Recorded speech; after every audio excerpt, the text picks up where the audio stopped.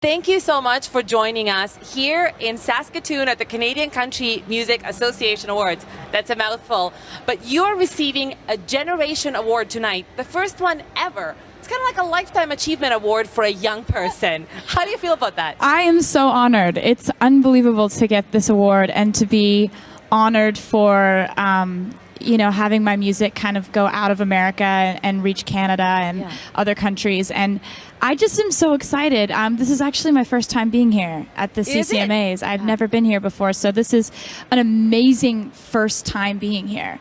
And there's a real sense of a kind of an international connection of country stars here, because you're here, Miranda Lambert's here, of course, and then our big Canadian country stars like Johnny Reid.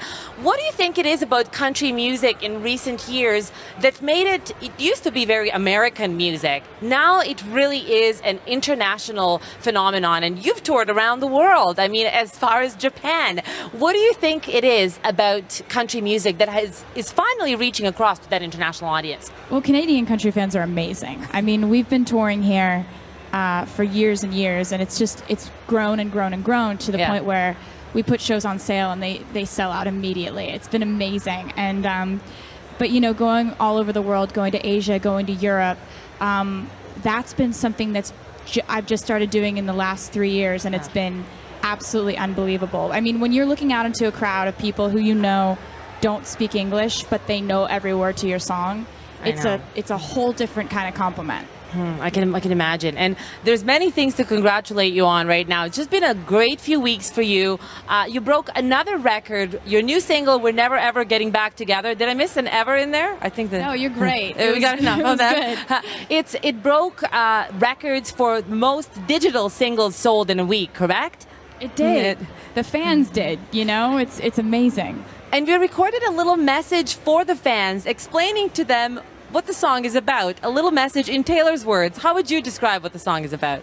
I think for me, the song We Are Never Ever Getting Back Together is kind of the way that the moment sounds when you stop caring about what your ex thinks of you.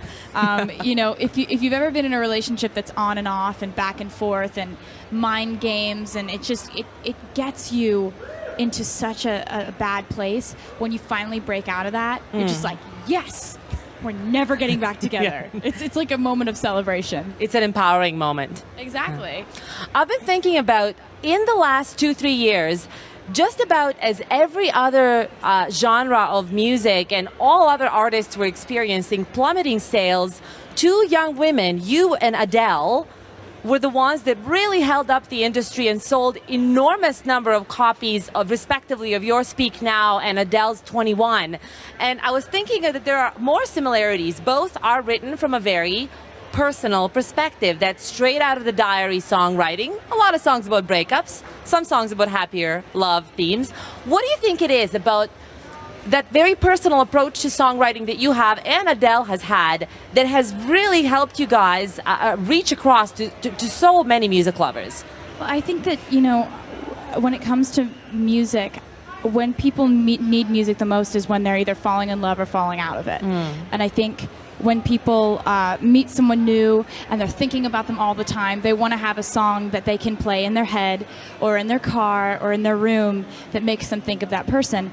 Same way as if that doesn't go well and they end up missing that person or wanting them back or trying to forget them, they need songs for that too. So I think writing from a personal place, it really connects with people. It's really wonderful.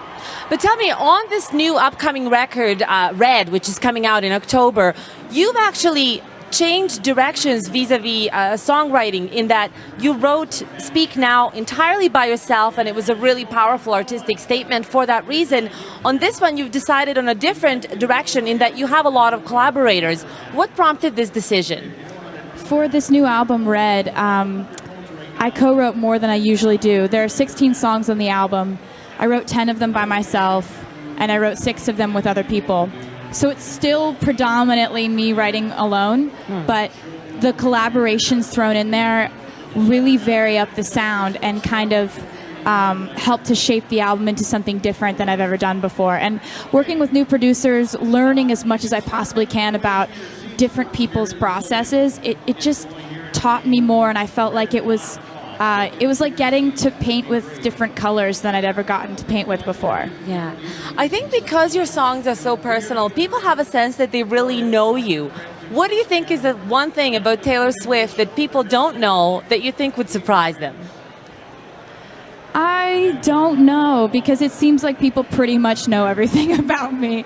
I don't ever really have too many things about myself that don't end up getting revealed in one way or another, because I'm always doing interviews, I'm always talking to fans, I'm always, you know, in a place where people kind of know where I am right now, and they know where I was last year and the year before that. But I mean, the things that I keep to myself are kind of some of the secrets on the albums, you know. Not everybody knows who each song is about, and I've never really revealed that. So that's, I think, the thing that nobody knows. Because that's what I wanted to ask you. How do you strike that balance? Because you are a private person, but you are also a very open person. How do you keep the balance between the two? Making your fans feel like they're in touch with you and know you, and at the same time, leaving some things for yourself. I think for me, I am really, by nature, really open, and I really want to let people in, and I want to, and I just kind of immediately trust people. Yeah. And so I've really let my fans just kind of into my life and what I like and what I spend my time doing. And I think because I write about my personal life, they don't expect me to need to talk about it in interviews or in magazine articles or things like that. And they know that they're going to hear what I've been feeling eventually, you know, in 2 years when I write about it and it ends up on an album. I think my fans kind of know I'm going to end up telling them the truth eventually. Well, this is what I wanted to ask you about. About a month ago, I was speaking to Alanis Morissette, somebody else who has always written about what she's gone through, from starting very young as you started, and then up until now. Now she's in her late 30s. And I asked her about it, and she said she really enjoyed that sense that whatever she was going through, good or bad, she continued to write about herself. Do you think that this is the direction that you're going to be taking as well as an artist, or do you see yourself doing a concept album at some point? I could see myself doing either one of those things, because when I've ended up, you know, moving forward and making new albums, I've always wanted to come at it from a different approach. And, you know, the new approach for this album was mostly sonically, working with different people in the studio. Yeah. And, you know, maybe one day I will branch out and lyrically come from a different place of telling other people's stories, or telling one continuous story or something like that.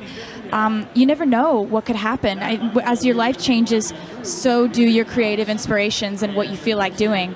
I'm always going to really have a soft spot for writing from personal experience, but that's not to say that, you know, I think that, you know, Coldplay's new album that they came out with last year, it's a concept album, and I thought that was Milo Zellotto, yeah, really, really well done, you know, and so you see things like that, and it kind of inspires you, like, I'd want to do that someday. I have a few friends who are songwriters who sometimes say, I'm almost worried that if I were in a happy relationship or in a happy place in my life, maybe I wouldn't be able to write, you know, the famous bad for the heart, good for the art motto. Do you ever worry about that? That's actually the most popular question that I ever get in interviews these days. It is in every interview, and it makes me a little sad to think that if I was happy, I wouldn't be able to write songs about it. Because, you know, I write lots of songs about lots of different emotions. Lots of songs are about troubled, you know, twisted emotions, but there are also some about, you know, how happy love can make you, and how you can have faith in it and you can be hopeful for it. And, you know, I wouldn't be happy if I wasn't writing songs. So it's kind of like a cycle, like, you know, are you afraid you'll get happy and won't be able to write songs? Well, I wouldn't be happy if I wasn't writing songs, so it wouldn't work out. Do you feel like you have to fight hard to stay optimistic? Because it does seem like people tend to sort of focus in on the negative. Almost, if there are 5 songs and 2 of them are about breakups and 3 of them are happier love songs, people focus on the breakup ones. Do you feel like it's... I try not to focus too much on what people focus on, because I've been kind of living under a magnifying glass for the last 5 years of my life, 6, 7 years. And I've gotten used to kind of making sure my fans are happy and not caring what else is said, because, you know, I love this album, and I loved my last 3 albums, and I'm really excited for people to hear it. And whatever people's favorite songs are on the album, that will mostly depend on what they're going through. So if people want to gravitate towards the songs about breakups, then if that helps them, then that's good. And if they want to listen to the songs about happy love, then that's good too. So I just am really excited for people to hear it. Tell me just one final question. You've said that this is the question you get asked a lot, the one about, what would happen if you were happy in love. What is the question that you wish people asked you? What's the question that you wish I asked you that I didn't? Maybe something that would reveal something about Taylor. I don't know. I think for me, like, an interview just kind of, when they're good, they're just like sort of like a conversation. Yeah. Like I kind of, like, when I'm talking to you, I just kind of forget we're in an interview, and it's just like we're going back and forth and talking. So I wasn't like, man, she's really not covering topics. She's really missing the mark here. Like, it was just kind of like, it was just good talking to you. Thank you. Very good talking to you.